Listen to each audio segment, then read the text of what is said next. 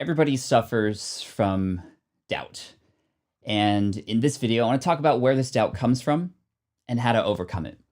And I'm remembering the time when I was laid off from my architecture job. I had immediate doubts as to whether or not I was doing the right thing, about my future, just what was happening next. Timing wise, it was not so great because I had just proposed to my girlfriend and we were supposed to get married. I remember when I had this idea and this inkling to potentially start an online business. This was late, mid 2008.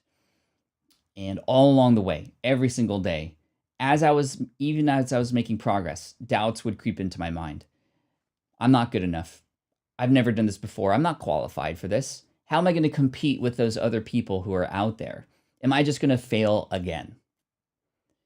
I want to talk more deeply about these doubts because I know that although we're here at the start of the year and we all are very hopeful, we all are very excited and motivated for things that we're going to accomplish this year, it's just human nature to experience doubt. Everybody is going to come across some roadblocks and some hurdles. But it's what we do with those roadblocks. It's how we respond to those hurdles that make the difference between success and failure. So let's talk about it. Welcome to the show. Thanks for coming in. Let's make it happen. This is the income stream to help you achieve your dream, all while we keep it clean. This is the income stream. It's the kind of show where you can come and go, but then you leave inspired with no fee required. The income stream with Pat Flynn. So yeah, Cebu. This is where my mom is from. I'm actually half Filipino, if you didn't know that. The other part of me, a quarter Irish, hence the Flynn, 1/8 Polish, and 1/8 Russian. So you can just call me Mutt Flynn. It's all good. It's all good. You know, there's a lot of things we're going to talk about today. I'm going to tell you 7 different things about doubt, this resistance, this fear that you might be approaching when it comes to different things we want to do. And the reason why I wanted to talk about this now is because I know a lot of us have set very big goals for ourselves. And it's oftentimes at the start of the year that we see the bright side of things. But oftentimes those what ifs, what if this is going to work? What if this is the year? What if this is the thing that's going to make it happen? Those often transition and convert to, well, what if this is not going to work? What if this is going to fail? What if I just embarrass myself? What if, right? It's always good to have what ifs, but it's what we do with those what ifs and how we respond to them that make the difference, right? And I think the first and most important thing, and we'll start here, is to stop with the excuses. A lot of times we sort of confirm things that we're thinking about, and it puts us into this downward spiral. I do want to talk about Steven Pressfield and his book, The War of Art, this idea that the self-doubt and this resistance that you're feeling about anything that you're trying to do, especially the more bold something is, the more resistance you will feel. That's actually a sign that there are good things on the other end. And I'm thinking about a lot of the things that I've experienced in my life, from starting a business to getting on stage, starting my podcast, selling my first product, marrying my wife. All these things, I've had a lot of just feelings of nervousness, right? But what helped me through the nervousness of my relationship, because, you know, I've never been married before and, you know, this is new and it's a lifelong commitment and all these things, was realizing that there were so many good memories that were going to happen. That, this thing that felt so adult, that this commitment would lead to so many amazing memories, a family, kids, etc. And it's become the most awesome thing in the world, right? These nervous feelings that came before speaking on stage, coming from a place of not being a great communicator at all, not ever being educated on public speaking, but getting up there because I knew I had a lot of value to share, made the entire difference. And I heard this yesterday. There's a guy named Caller who I just interviewed on the podcast, and I have to tell you this preview because it gave me goosebumps when he talked about this. I spoke with Caller about this idea of the fear of public speaking, and that's just one example of a fear, but many of us can understand that. And it's in fact the number one fear that people have, even more so than death, apparently, in studies that have been done. You've probably heard that before. But he positioned this thing that really was beautiful, and I wanted to share it with you here. You're getting a little preview of an upcoming podcast episode. He had said that, or he actually questioned me. He said, Pat, when you go on stage, what are you scared of? Well, I'm scared of forgetting my lines. I'm scared of, you know, pausing awkwardly. I'm scared of not delivering value, all this kind of stuff, right? But he's like, okay, here's what I want you to channel. Imagine Oprah. We all know Oprah. And you know that episode, that very famous episode, you get a car, you get a car, you get a car. That's an amazing episode, right? How do you think Oprah felt backstage when she knew that she was about to give a car to every single person on the stage or in the audience? Do you think she was worried about what her hands were going to do? Do you think she was worried specifically about, you know, what she was going to say exactly? Or do you think that she was just so excited about what was about to go down?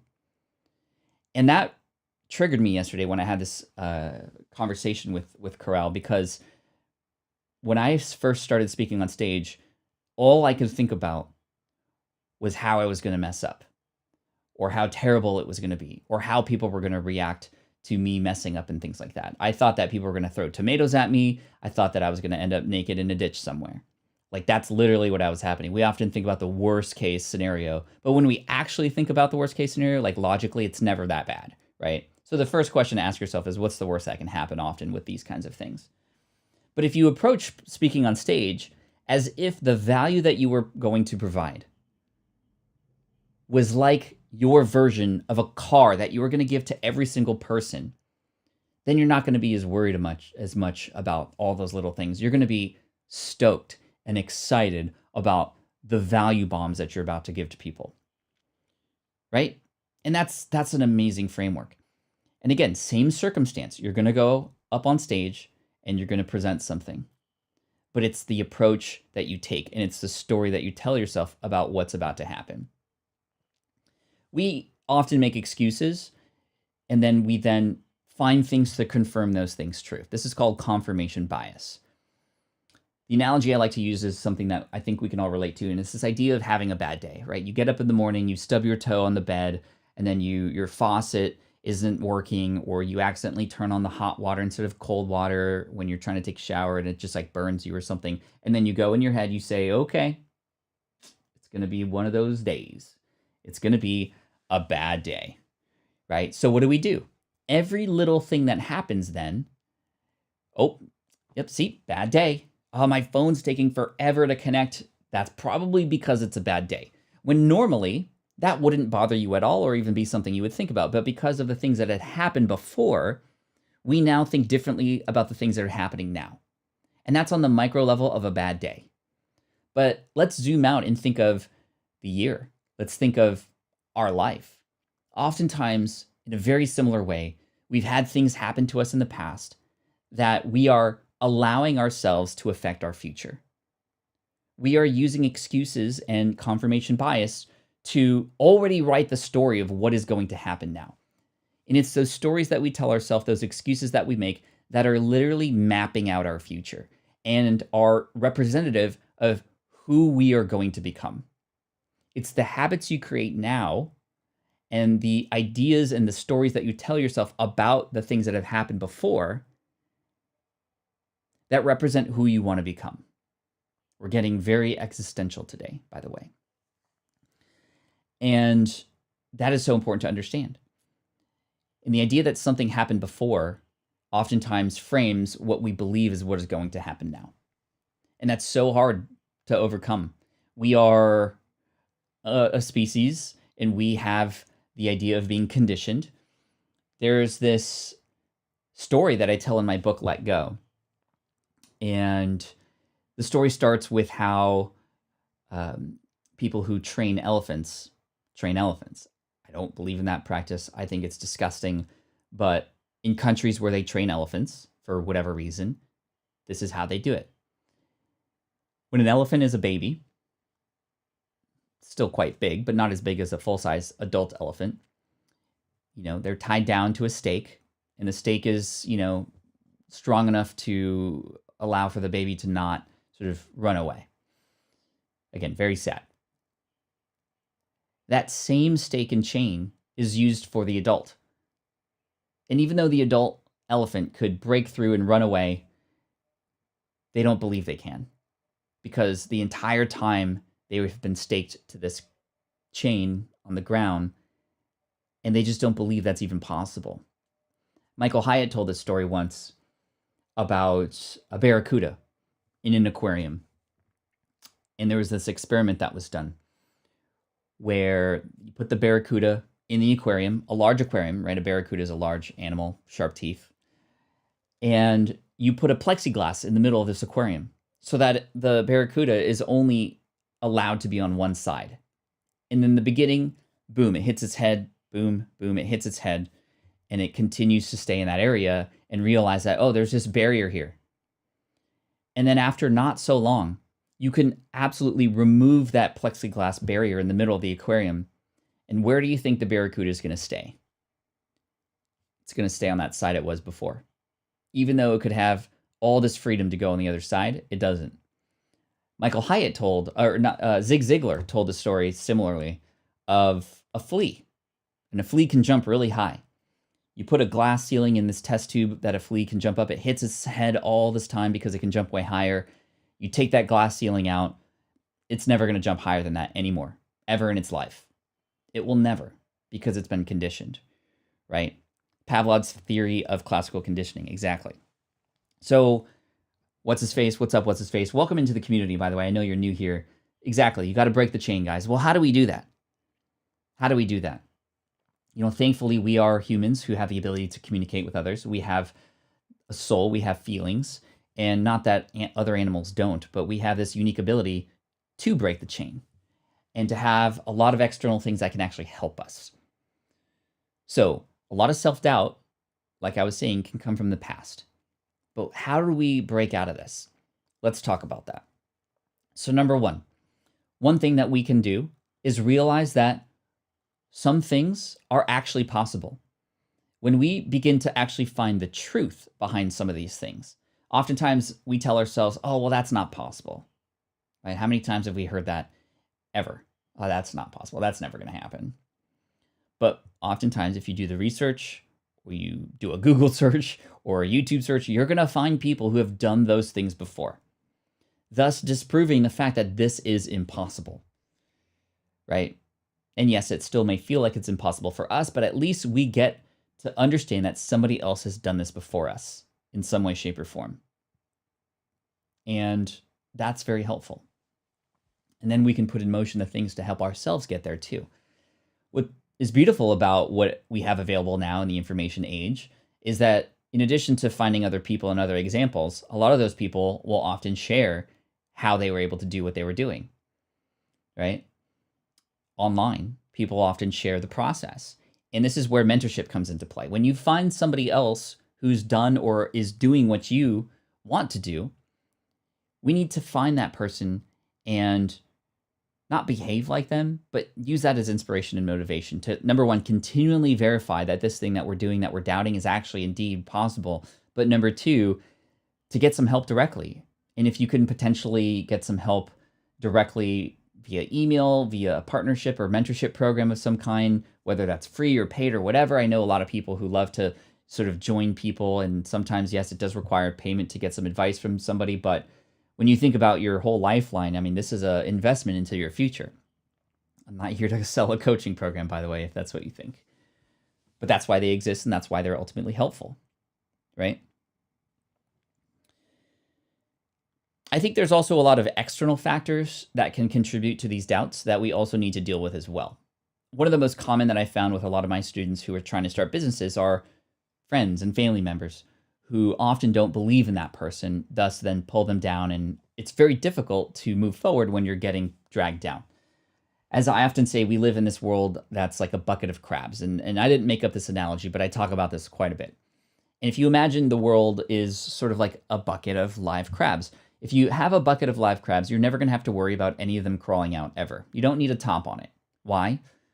Because the moment one crab tries to crawl out, another crab's going to try and pull that one back down.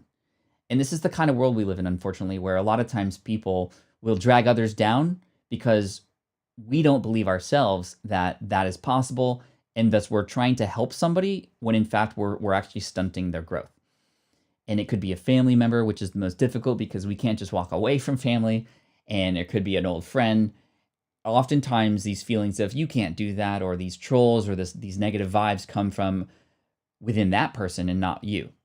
But those words cut hard and they hit, right? And oftentimes if you let it, they can drag you down. And this reminds me of a time when in 2010, 2011, I was starting to get featured on a lot of podcasts that definitely attributed to my growth back in the day. And there was this one day where this person had left a nasty comment on my website, and it was very degrading. It was very much about how I was a fraud, I was a scammer. This person had done online business themselves and hadn't gotten the same results. Therefore, I was not qualified to do this, and not having gone to business school. I mean, they were tearing me apart. They were even talking about the kinds of clothes I was wearing and how that was not representative of somebody who was actually making these numbers, and had called me a con artist, essentially. And I knew where this person was coming from. They were just trying to get attention, and it was hateful. But I had been trained that when somebody does that on your website, you need to get them away, right? Just like slap them aside, right? You're not supposed to be here. But unfortunately, the next morning I woke up and I saw dozens of emails from all of my friends online who had seen a comment, the same exact comment posted on their website, on the blog posts and podcasts that I was featured on. And I remember sinking down into this deep, deep, dark hole. I stopped working for about 4 weeks, and I couldn't muster up the courage to get behind the keyboard and continue to blog. I had disappeared. And every day, I read these nasty comments from this one person, and I continued to believe this person because I was by myself. And our brains tend to run wild with stories. And instead of thinking, oh no, that's not true, I started to go, well, what if this guy's right? What if I am a con artist? What if I am just a really good scammer and I don't even know it? Maybe it's true that because I don't wear fancy clothes that I'm actually not a millionaire, and this money that I have is not deserved. And it wasn't until a good friend of mine, Derek Halpern, reached out to me because he said, dude, what happened to you? Are you okay? And I told him this story. And he's like, great, because a lot of people think something really bad happened to you. And I was like, yeah, something did. Like, I don't think I can do this anymore. And he's like, Pat, he basically slapped me silly, verbally.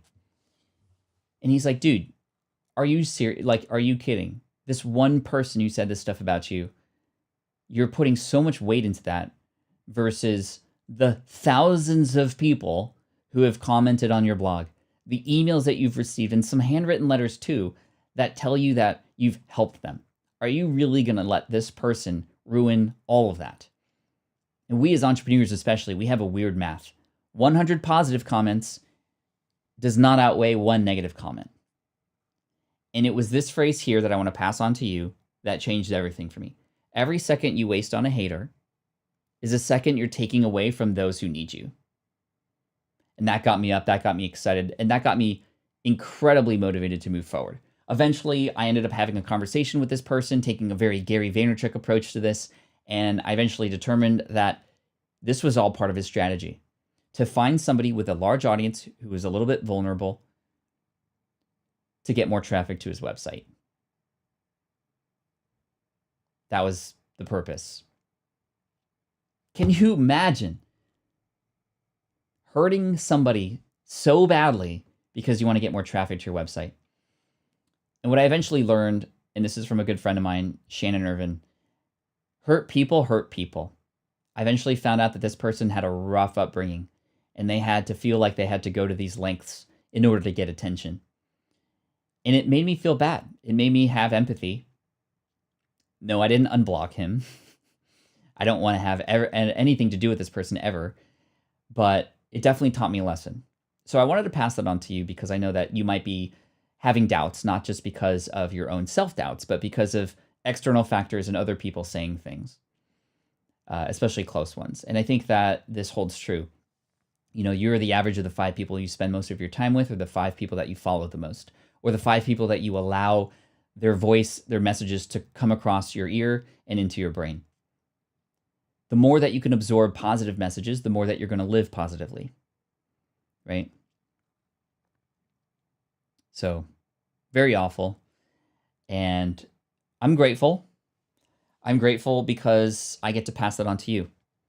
But again, remember, every second you spend on a hater or you start thinking about a troll is a second that you're taking away from not just the other people online, but I mean, I was mentally not there for my family.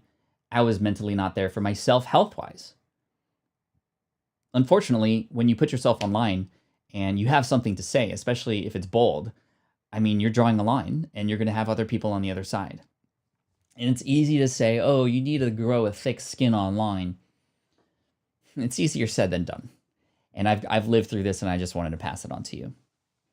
Bernard says, I've had some terrible comments years ago on one of my YouTube videos. Fortunately, they were short. They're still on there, but I simply ignored them knowing that some people consider the video weird. Good for you, Bernard. I like that approach. Cool.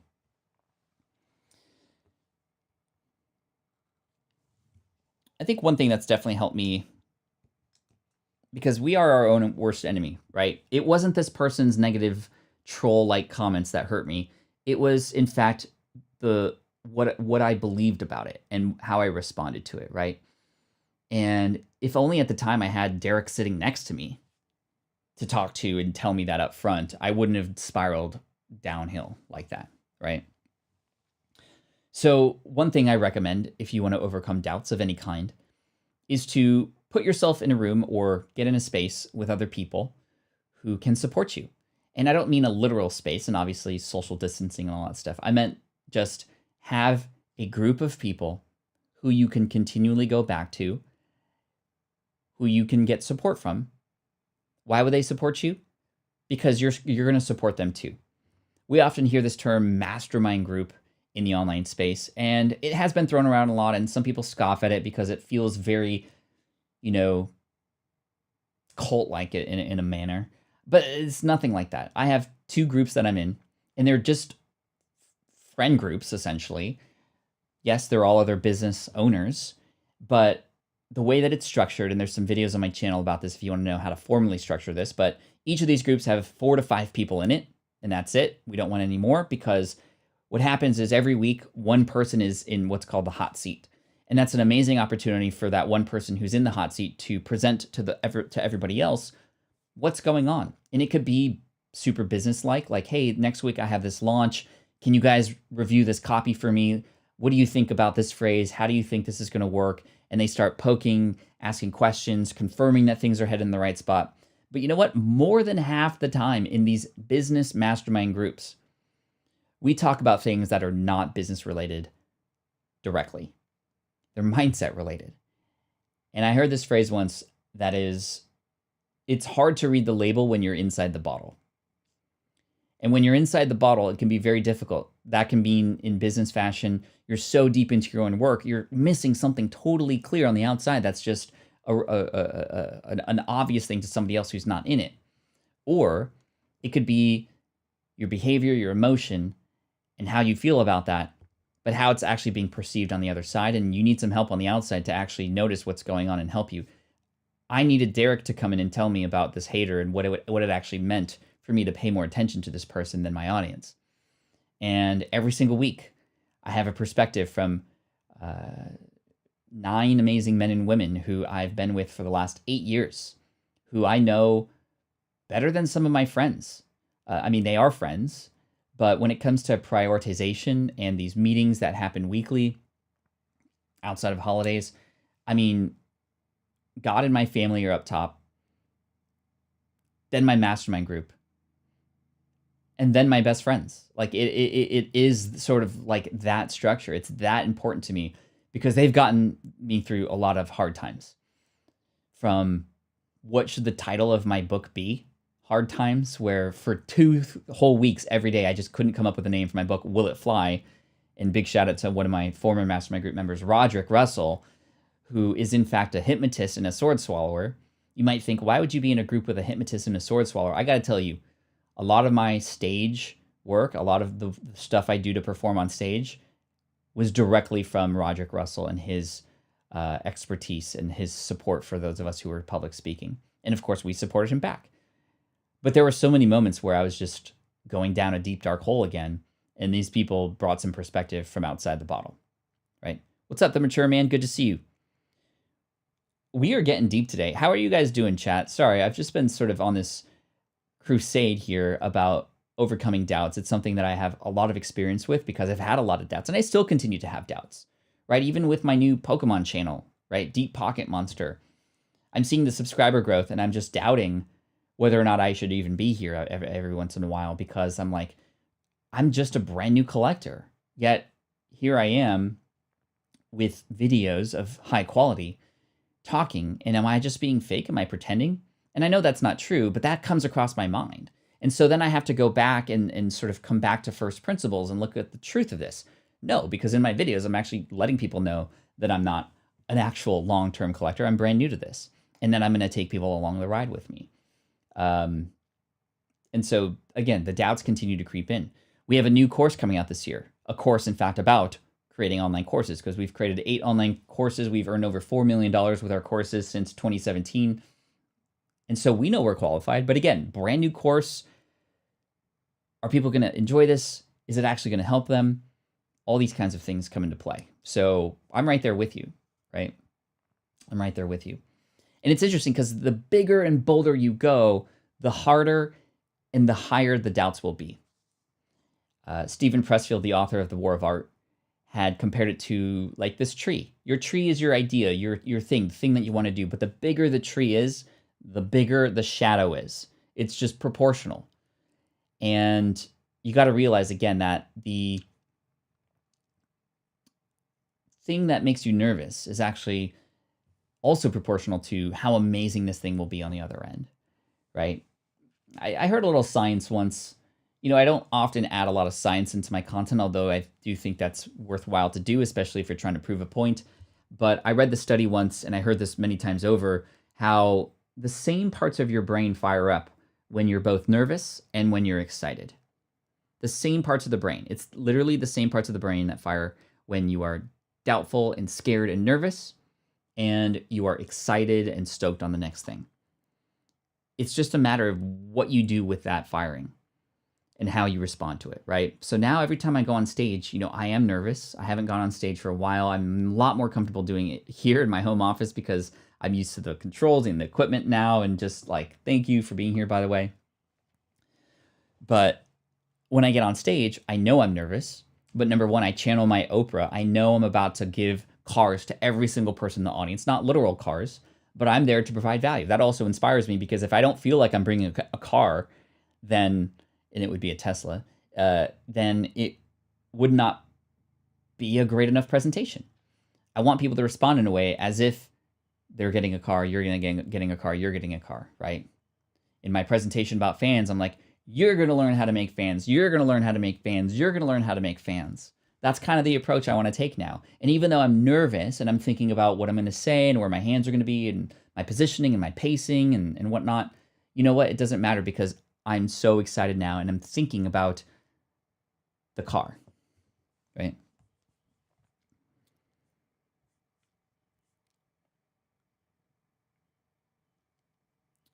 One of our members, Dawn, is going through something with your brother-in-law, and I just want to say, you know, best wishes from the tribe here, and we all pray for a speedy recovery, and we hope everything's okay, Dawn. I see that, and we appreciate you for being here.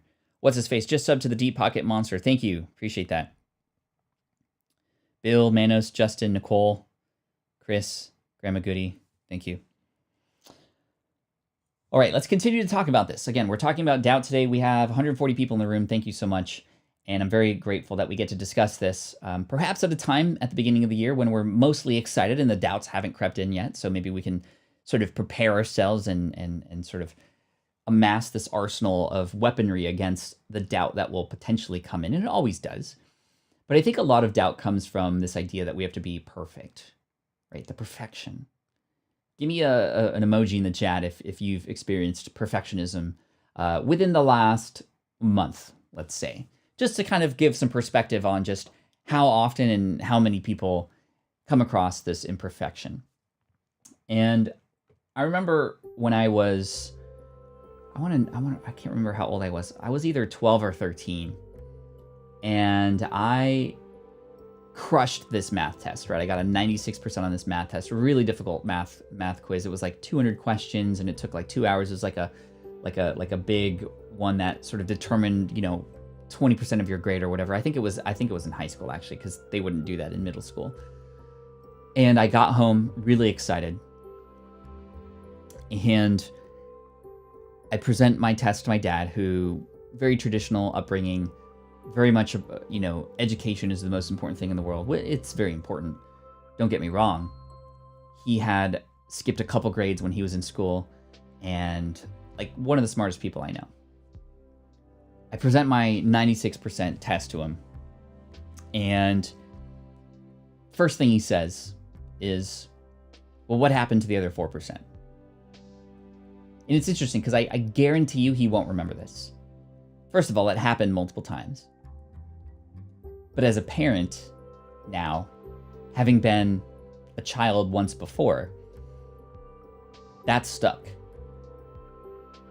And I know that had a direct impact on the way that I approached everything. And this is exactly why I graduated with a 4.22 grade point average. I graduated magna cum laude from Berkeley. I was the youngest person in my job as an architect to become a job captain, which is right under project manager. Job captains usually aren't until you're 30 years old, and I was 25 because I had to be perfect. And if things weren't perfect, it wasn't good enough. Well, you could imagine that when I got laid off, things started to spiral because I had done everything perfect, yet I was still let go. And when it comes to entrepreneurship and this idea that I had to start an online business, my website had to be perfect. My copy had to be perfect. My graphics had to be perfect. And do you know how much that dragged me down? And eventually I realized, first of all, I love my dad. I love my mom. They're amazing. And I'm super grateful for the hard work ethic. But it definitely conditioned me to want to be the perfect person. But when it comes to especially business and relationships,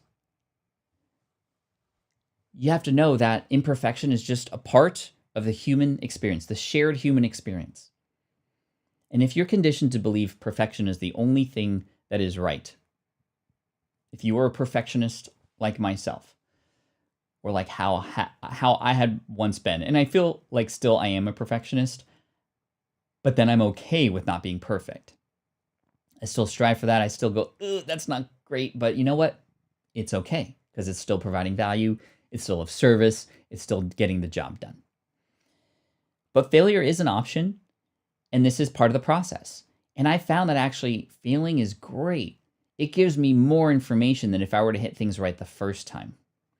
This reminds me of a study that was done about hotel ratings, right? Perfect is overrated, says Clementina. Thank you. Kevin says, so I'm getting ready to start a podcast soon. I thank you for this content too. Helps newbies like me know that things go on like this. Yes, man, perfection is what accounted for me publicly saying I was going to start a podcast in December of 2008 and it not happening until July of 2010, a year and a half later. Perfection got in the way. Perfection is the reason why Will It Fly took 2.5 years to write. Perfection is why my online courses didn't come out even after having a brand for nearly a decade until 2017. It's the reason why I had paid a company back in 2009 to create a software to help me create an online course for my architecture students on my website that I was helping people pass an architectural exam. I paid a company a couple $1,000s to build a WordPress-based online course platform. That was my own. Now there's a whole bunch that exist. This wasn't available back in the day, so I hired a company to do it. They made it. It looked great. But because I was unsure of whether or not I could make a perfect online course, I never launched it. I had sold 15,000 copies of my ebook, which was perfect, at $19.99 and then later $29.99. And I had made a significant amount of money doing that. I would have made 5x if I had gotten over my perfectionism and just created the course, and as Seth Godin says, just shipped it. And now we have mechanisms to help ourselves feel better if we are perfect, like I try to be. Like, for example, if I was smart back then, I could have launched that course to a limited group of people, 10 people even, knowing that if it didn't go well, okay, well, at least it was contained to only those 10 people. So this is what's called launching with a beta group or a founders group or something. I would have had that much more money to put into Tesla in 2013. Oh, man. But you know what? You can't change the past. I can't get into the DeLorean and go back to that time. And plus, we know that when we do that, it screws up the space-time continuum. You get that almanac. You get it into the hands of Biff. He then ends up gambling and knowing the outcomes of things, and then owns a hotel in the middle of Hill Valley, and everything's a ruckus and a riot. So we can't do that. And I don't know if I'd want to do that. But what I can do is have the ability to now write the story of my future.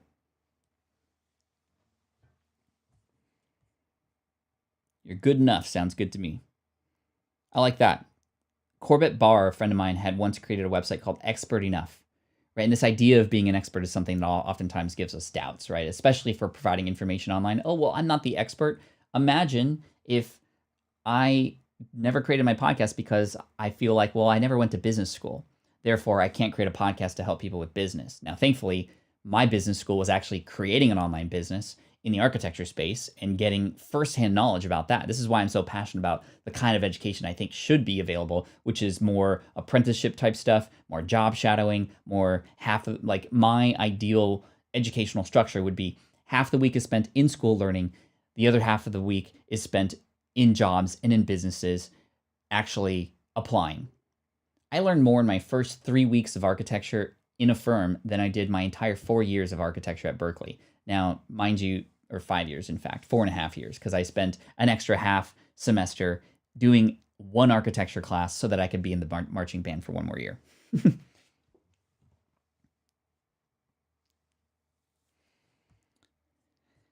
So failure is a part of the process, so embrace it. It's actually the best form of education is failure. I don't know if you saw the serial number 8 launch, or SN8 launch of the Starship. And it's not favorable that the media does what they do, right? That's a part of what's feeding this frenzy of failing is bad, and society and our parents, whoever. But I remember watching that launch. Let me know in the chat if you actually did watch that launch. But they launched this building-sized structure, thousands of feet into the air, and the plan was to launch it into the air, number one. Number two, have it pivot so it falls flat on its belly. This is Elon Musk's way of reducing drag. That's why there's a large surface area. So it's coming down. It's actually slowing down terminal velocity. And then once it gets close to the ground, it actually fires its Raptor engines so that it comes like this and then lands.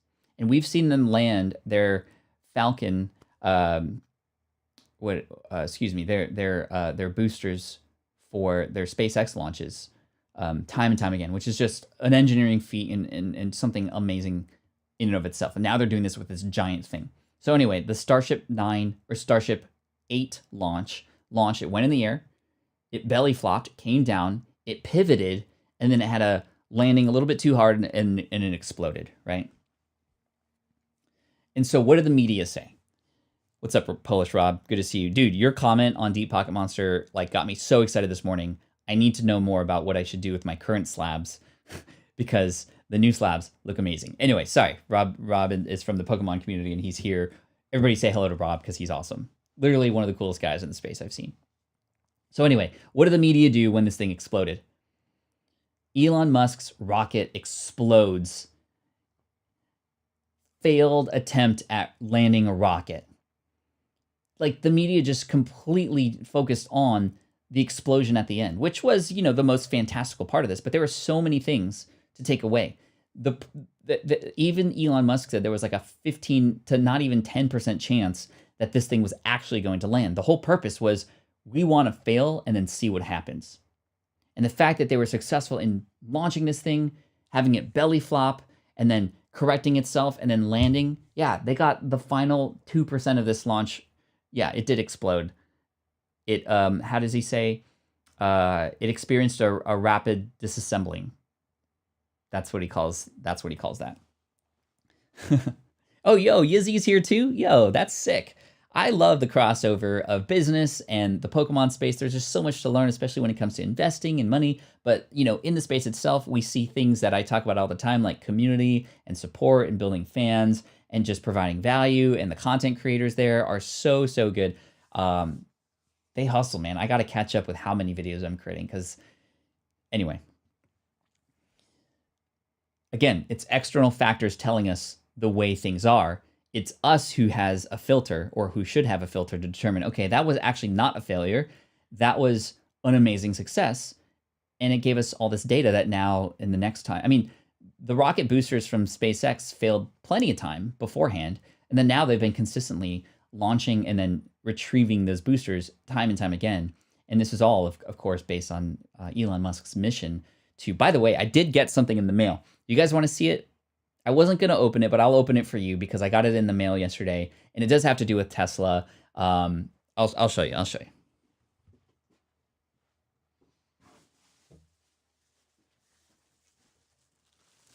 Ugh.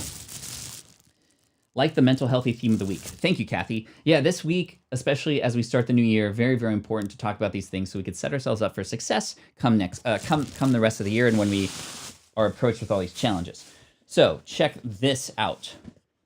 That's upside down. Look at this. So we're doing an unboxing video here for the first time. So this is from Tesla. Look at that shine. I would grade this, a PSA 9. Maybe it has some dings in the back here. I got 2 of them, by the way. First of all, let me just say this, but let me just preface this by saying I will never open the actual thing.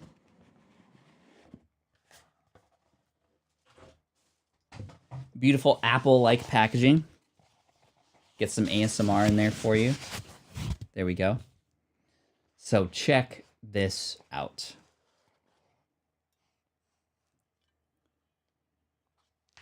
And there's a little stand here. This is Tesla Tequila. I'm never going to crack this open, by the way.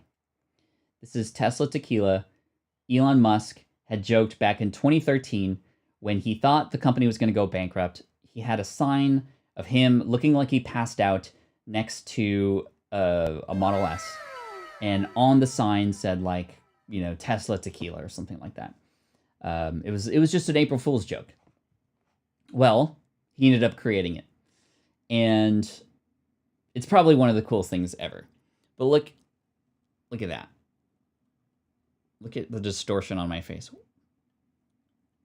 That's hilarious. Wow. So this was sold for $250, and it sold out in 20 minutes. I got 2 of them. They are now being sold for, on eBay, I recently saw one for $1,000. And again, this will never be opened up again. Or this will never be open to drink. Or maybe when my portfolio reaches a certain dollar amount. I am an investor in Tesla. And in fact, that's where a lot of my Pokemon money is coming from. But kind of a cool thing. What is the point of this? The point of this is just, I wanted to take a mental break from the deep, dark, not dark, but, deep and existential conversations we've been having. I don't want it to feel like I'm just chasing wabbits and moving on from one topic to another. But yeah, let's keep talking about it. Anyway, this thing is really cool. I mean, there is something to be said for this. I saw a video from Gary Vaynerchuk a number of years back where he was sitting in a conference room and he was with a bunch of other people. I don't know who was in the room with him, but he was like, you know what? He just literally starts in the middle of something. You have no idea what you're listening to, but he just goes, right? And I'm not going to be Gary Vaynerchuk fully because this is a family-friendly show. But the gist of what he was talking about was the fact that he thinks that companies like BMW should create razors and Audi should create, a shoehorn or whatever, right? Like these companies that are car companies have the clout and the ability to create anything and sell. And you might go, well, that's kind of silly because, shouldn't they just focus on cars? And yeah, perhaps. But as a brand loyalist, I now have a piece of the company, something that was sold that will never likely be sold again. There were people who back in the day have a Tesla surfboard. There is, of course, you've seen the flamethrower from the Boring Company. There is the shorts, which was actually funny because Elon Musk, he's such a troll in a good way. When you short a company, it basically means you're voting on it dying, and you can make a lot of money if the company dies. And there's been so many shorts for Tesla in that regard. Well, not too long ago, Elon Musk launched shorts, like, booty shorts that you could buy, and it says Tesla on it. And it sold out, and that's a collector's piece now. And Gary was saying, these companies should do other things because they have this brand clout. For those of you in the Pokemon space, Rob, and I know Yizzy's here, and there's a few other people, you all know PokeRev, right? PokeRev created his own hot sauce. I'm halfway through each of the bottles. They're actually really good. And it's called Zos because it was something that he said on the channel before. He wants the Zos to come out to provide good luck for when people are opening packs. And now he has his own line. And guess what? He's selling them like crazy. I bought it immediately because I'm a fan, I'm a brand loyalist, and this makes me even more connected to Rev, right? And of course, as a byproduct, he's making even more money. Kind of crazy, right? And yes, I hope that Elon doesn't ever wear the shorts. But yeah, booty shorts. I did say booty shorts. I think that's the first time. I'm glad that's not the secret word, but that is the... Cool. So yeah, anyway. Yo, Rob, thank you so much for that super chat, my friend. If you open one, I will open my Hidden Fates Elite Trainer box. One of these days, maybe. Maybe we can have a toast one day. When we can all get together in person, maybe. I have 2, just in case. So that's funny. And maybe by then the ETB, you'll doubt opening it because it'll be worth 10x what it is now. Okay. 2 more things in the last 10 minutes here as we chat. Thank you again for coming in. I appreciate it. Bill says, rolling on the floor laughing, forgot to ask earlier, where did you get your Switchbot Go in the background? Noticed yesterday, where did the Switchbot go? It's right here. Sorry. I took it for, I think, an example the weekend, and I never brought it back. For those of you who don't know, this is an invention of mine. This is something that I launched with my partner, my videographer, back in 2019. And we launched it with a goal of $100,000 to raise money to then manufacture this, and we were able to reach that goal in 11 hours and 26 minutes. And now, very shortly here, you will end up seeing this in a store that you know and are very familiar with. I cannot say right now because we're in the middle of dealing with it right now, or a deal right now. But this allows you to put your camera on, and then when you want to put it down, it opens up the tripod mode, much, much easier to use than the GorillaPod, and we've gotten a lot of support from the YouTube community with that. And that is a business in of itself. And who knows where it's going to go, but we're really excited. It's continually selling about 20 to 30 units a day. Pretty cool. So I don't have it in the background right now, but yeah. Cool. Isaac says, I have one of them. Thank you. That's really cool. I don't know if you know this, but what's really cool about this, in the packaging, we wanted to make it very Apple, like made for creators, by creators. And check it out on the back. Who's that? That is my son and I using a tripod. And that's actually my son right there, who is a kid holding a DSLR camera with this thing. It's only 11 ounces. Anyway, I'm not here to sell this to you, although I think I just did. It is on B&H already, but Just Samson said it, and I'm not going to say it myself, but soon. All right, so let's talk about the final moments here of the chat, and specifically about doubt. 2 things. Number 1, comparison kills. Comparison, and this is really hard online. This is like, I'm very afraid for my kids. Why? Because they are growing up in an age where they're going to have access to Instagram, Twitter, Facebook, information, other people, streamers, Twitch. Not that I don't like those things, but it's so easy. And I think we as humans default to, ooh, why not me? They have that. Why don't I have that? Right? I think I don't know where that comes from. Maybe it's because when we were cave people, we saw that that tribe over there had all the apples and we have nothing. We're starving. Hey, give me the apples. We need that, right? So it's almost like a survival thing to compare because we want to know where we can go to and whatnot. But it's very, very easy to compare our full life to somebody else's highlight reel. Whatever we watch on YouTube is whatever people who choose to put those YouTube videos up want us to see. Whenever we're on Instagram, we're only seeing a person's highlight reel. And if we compare our full life to another person's filtered life, we're going to go into a deep, dark hole. And I've gone through that before.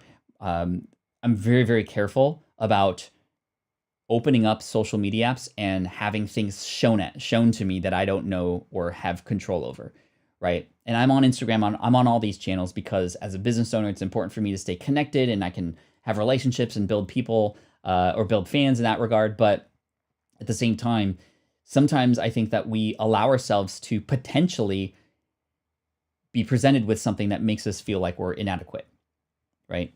And that's very difficult to deal with. And so I've been trying really hard, and it's so much easier to say than do, right? But where I want to compare is myself to yesterday, myself to last week, myself to last year, or the video I published today. I want to compare that to the video I published yesterday, to the video I published last year. And I want to make incremental improvements to myself over time. Because it's really easy to go, oh no, that person, they just launched a book and I have a bigger audience than them, but look, they've gotten bestseller status. Why not me? Well, we don't know the full story. You are not them. We're on a completely different timeline. The only timeline that matters is the one that you are on, and comparing your timeline to now versus how it was before. That's exactly how it has to happen. And if that becomes the focus, then great, you will make those incremental improvements, and a little bit of a change in an angle now means millions of miles of a difference down the road, right? So just a 1% improvement can compound over time. Victoria says, you are giving cars every single day. Thank you so much for that. High five for that. I appreciate you. You're awesome. Thank you, Victoria. And then the final thing here, actually, there's two quick things I want to talk about. This one actually came up yesterday. So many of you know that I had something called the SPI, Smart Passive Income Accelerator Program. I launched that in 2019. And it was a program where I got my six-figure earners in my audience to pay money to be a part of this paid mastermind group where we would come to San Diego, we would hole up in a mansion for a couple weeks or for 4 days, not a couple weeks, and then just break everybody's business down and build them back up. And we'd have weekly calls together as a group and accountability and all this stuff. And this was something that people were paying $10,000 to $15,000 a month to have access to. I had about 10 people who were in this group, and it was awesome. And then I did it again in 2020, and it was awesome. And then COVID happened, and it completely changed the way and the feel and everything, and we weren't able to meet in person as much as we want to and all that stuff. So this year, I'm doing a coaching program, and it's already filled, where I just have a 30-minute call with these students of mine once a week. And I have in my calendar, same time every week, these people know, should they want to use that time, hey, we're going to get on a call, and whatever's on your mind right now that I can help you with, I'm there to help you. And these business owners know that that's an investment that's going to help them bring an ROI in the future. But I was talking to one of my mastermind groups yesterday, and I said, and I was telling them this exact thing, how it's changing from how it was before. And I said, oh, now the only thing I have to worry about is the 30-minute call. It's the only thing I have to worry about now. I don't have to worry about renting the mansion, the group calls, any of this stuff, right? And Cliff Ravenscraft, a great friend of mine, who was one of the initial people who inspired me to start a podcast back in 2009, 2010. He goes, Pat, I need you to do something for me. And I said, well, what is it, Cliff? And he said, I need you to stop using the word worrying. And I was like, I didn't even know I said that. He's like, well, you said, well, the only thing you have to worry about is the coaching call. And when you approach the thing in a worrisome manner, you're already going to start to, compound these feelings about the time that you're going to spend doing that. And he was absolutely right. He said, you should instead change the language that you use. And this is so important because I think a lot of us, the way we talk about something becomes the way it is, right? The way we talk about something becomes the way it is. We just begin to believe it. We start to have confirmation bias, actually prove that thing right, even though that's not necessarily true. So he said, you should instead say, now you get to focus fully for 30 minutes with every single person, and that's the time you have to spend with them or something like that, right? So that's the approach, right? Now it's switched from, well, I have to worry, like now the only thing I have to worry about is this, to, well, now I have a deep dive focus during this time for every single person, and that's where we can have maximum results, right? So pretty crazy. Pretty crazy. Thank you, Stephanie, by the way. Cool. And then finally, there's physics at play here. When it comes to doubt, there is physics at play. What do I mean? What I mean is an object at rest tends to stay at rest. And a lot of us, when we have doubts, that doubt is a force that is keeping us at rest. And the way to gain momentum is to have a little bit of a push at the start, right? We need a little bit of a push, but we don't need a huge push, right? Oftentimes a giant push, if you imagine a boulder trying to push it, across the land or whatever, sometimes if you use too much force, you're going to explode the boulder. We don't want to use a giant wrecking ball. We just need enough force to get going. Because once you get going, you get going. That's the quote of the day. Once you get going, you get going. And if you've ever seen those strongman competitions, they pull like a 747 or they pull an 18-wheeler with their bare hands with a rope. What happens? It's the start that matters the most. But once they get going, they get going. And the recommendation I have for you is with these big goals that you have, chop them up, right? Chop them up into these smaller goals. What's the next one? Let's get there. Let's celebrate that win and let's build that momentum. Right? Francis says, I needed to hear this today. Glad I could jump on for a few minutes. Francis, it's been a while since I've seen you here. I'm grateful that you're back. And I'm glad I caught you for this one. Inertia, overcoming inertia. I like it. Right? And then I guess if you wanted to go further, like, okay, if you want to push something, but there's a lot of friction, let's butter it up. And by butter, I mean, let's get some things that are going to reduce the amount of friction as much as possible, right? And the question that I presented a couple weeks ago that a lot of you appreciated that I want to bring one more time here is this idea of, if this were easy, what would it look like? We too often try to overcomplicate everything, especially if you are in some sense of the form an entrepreneur. You will overcomplicate things when you don't have to. If this were easy, what would it look like? Chat, thank you so much for today. I appreciate you. Tomorrow, we're going to have some fun. We're going to spin the wheel. We're going to offer some prizes. We're going to play some games, cool off a little bit, because this was a heavy week for sure in terms of content, but very important. And I'm grateful that you're here. If you could do me a favor, when you hear the theme song play, hit that thumbs up button. Let's see if we can get to 100 before we finish up. Yes, Lube, Lex, exactly. Thanks, everybody. You are amazing. Keep up the great work. And again, remember, when the doubts start to creep in, you know what to do. You can rewatch this, or remember that A, that's a sign that something amazing is going to happen on the other end. B, we need to set ourselves up for success. And what happened before doesn't necessarily mean that that's what's going to happen now or in the future, right? Our past is in the past. We are at the end of Back to the Future 3, where our future is what we make of it, right? And remember, where we're going, we don't need roads. All right, anyway, take care. Thanks so much, everybody. I appreciate you. Have a great day, and I'll see you tomorrow. Tomorrow, we're going to start at,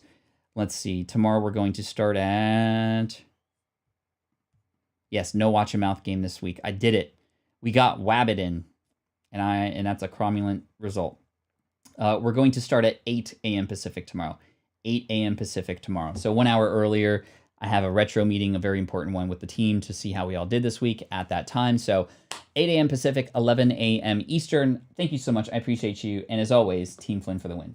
This is the income stream to help you achieve your dream. All while we keep it clean. This is the income stream. It's the kind of show where you can come and go, but then you leave inspired with no fee required. The income stream with Pat Flynn.